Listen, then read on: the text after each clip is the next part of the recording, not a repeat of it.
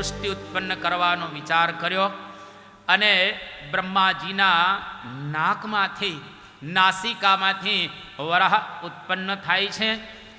વરાહ એટલે આપણે બધા જ જાણીએ છીએ, જેને આપણે ભૂંડ કહીએ છીએ, એ વરાહ અવતાર છે.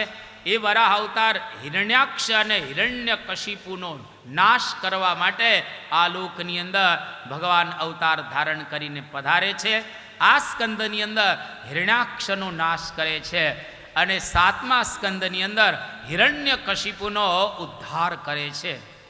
તો અહીંયા આગળ આ કથાની સમાપ્તિ કરી અને હવે જે અવતારની કથા અને જે અવતારની આપણે ઉજવણી કરવાની છે, જેની આપણે રાહ જોઈ રહ્યા છીએ, કપિલદેવ ભગવાન એની કથાનો પ્રારંભ કરે છે કે ઉત્તાનપાદ રાજા અને પ્રિયવ્રત રાજા, એના થકી આખો આ વિસ્તાર થયો. અને એવા સંજોગોની અંદર જે દિતિ હતા, એના જે પતિદેવ કશ્યપ હતા, દિતિ અને અદિતિ આ બંને એ કશ્યપ ઋષિના પત્ની રહેલા છે. એવા સંજોગોની અંદર દિતિના દાનવો થયા અને અદિતિના દેવો થયા. એનો પણ વિસ્તાર અહીંયા આગળ એ બતાવવામાં આવ્યો છે. હવે બ્રહ્માજીએ અનેક પ્રકારની સૃષ્ટિઓ રચી દીધી અને આખું જગત એ ભરાઈ ગયું છે. એવા સંજોગોની અંદર એક કરદમ નામના ઋષિ, જેઓ તપશ્ચર્યા જંગલની અંદર કરતા હતા, અને તપશ્ચર્યા કરતાં કરતાં ભગવાને એને દર્શન આપ્યા. દર્શન આપીને કરદમ ઋષિને કહે છે કે ઋષિ, તમે અત્યારે તપ કરો છો, પણ મારી ઈચ્છા એવી છે કે મારે આલોકની અંદર પ્રગટ થવું છે, એટલે તમારી પાસે સ્વયંભૂ મનુ અને શત્રુપા આવશે. પોતાની એક પુત્રીને લઈને, જેનું નામ છે દેવહૂતિ.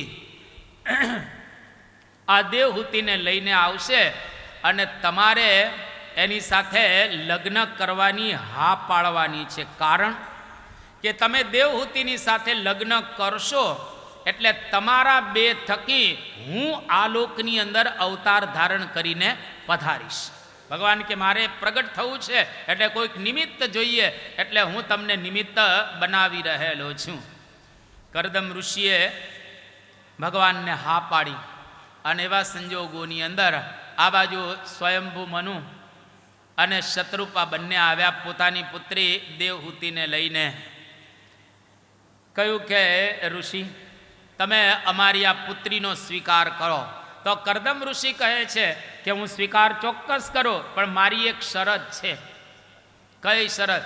કે મને એક પુત્રની પ્રાપ્તિ થાય પછી હું ભજન કરવા, તપ કરવા જંગલમાં જતો રહીશ.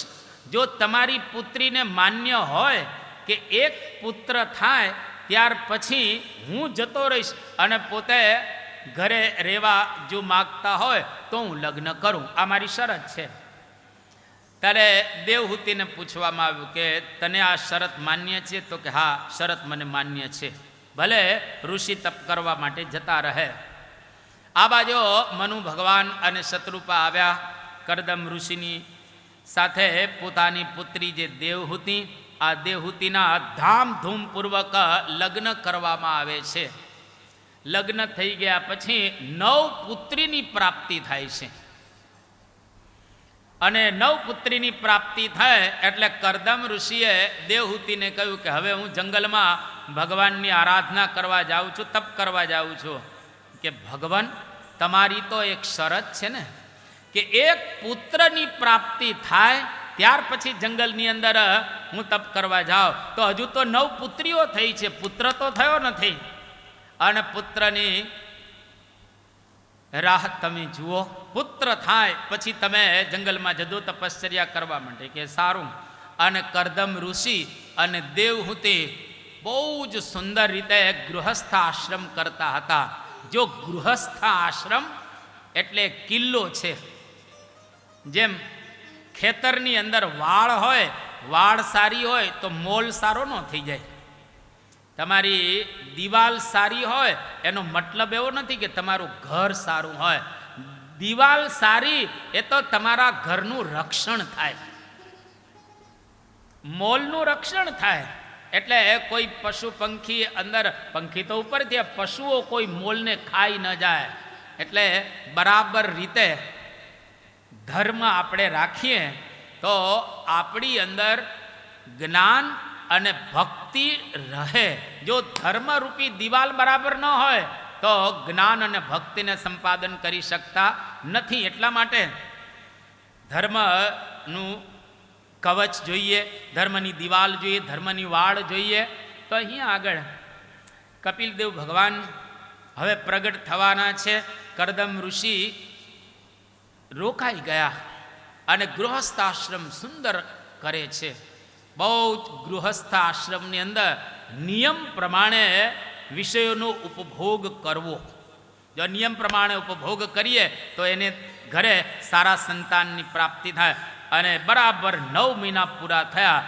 તસ્યામ બહુતિથે કાલે ભગવાન મધુસૂદન કાર્દમમ વીર્યમાપન્નો યજ્ઞોગ્નિરિવ દારુણી.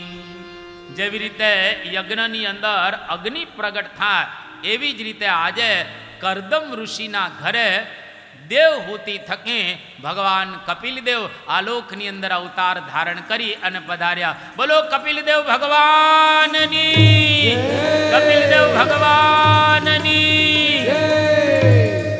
અહીંયા આગળ કપિલદેવ ભગવાન આલોકની અંદર અવતાર ધારણ કરી અને એ પધાર્યા.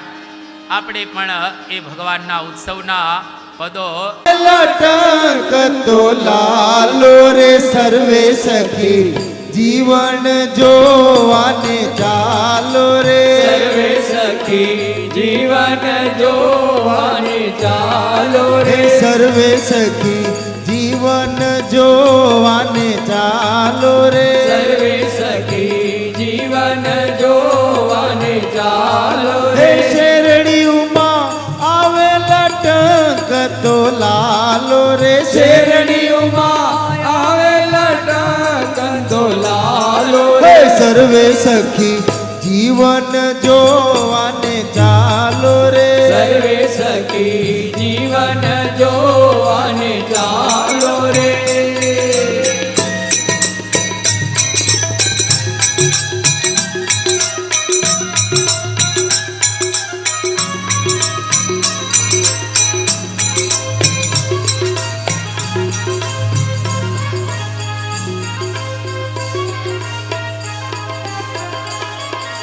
એની શોભા મુખે વર્ણવી નવ જાય રે, એની શોભા મુખે વર્ણવી નવ જાય હે રે, એની શોભા મુખે વર્ણવી ન જાય રે, એની શોભા મુખે વર્ણવી ન જાય હે રે. જેને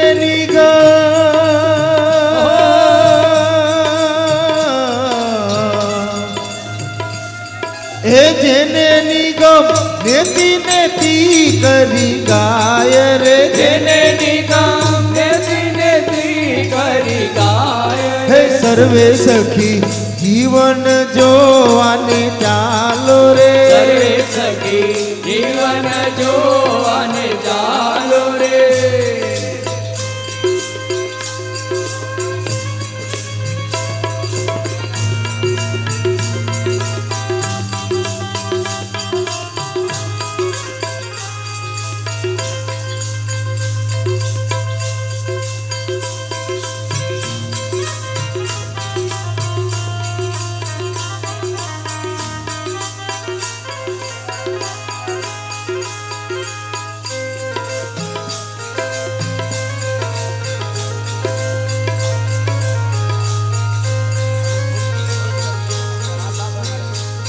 હે મળ્યા આવે મહામુનિ ના વૃંદ રે, મળ્યા આવે મહામુનિ ના વૃંદ હે રે, મળ્યા આવે મહામુનિ ના વૃંદ રે, મળ્યા આવે મહામુનિ ના વૃંદ રે, એમાં શોભે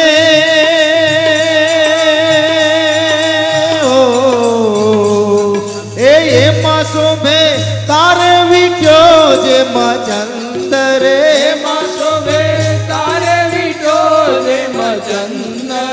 સર્વે સખી જીવન જોવાને ચાલો રે સર્વે સખી જીવન જોવાને ચાલો રે શેરડીયુમાં આવે લટકતો લાલો રે શેરડીયુમાં આવેલ ટંકતો લાલો રે સર્વે સખી જીવન જોવાને ચાલો રે સર્વે સખી જીવન જોવાને ચાલો રે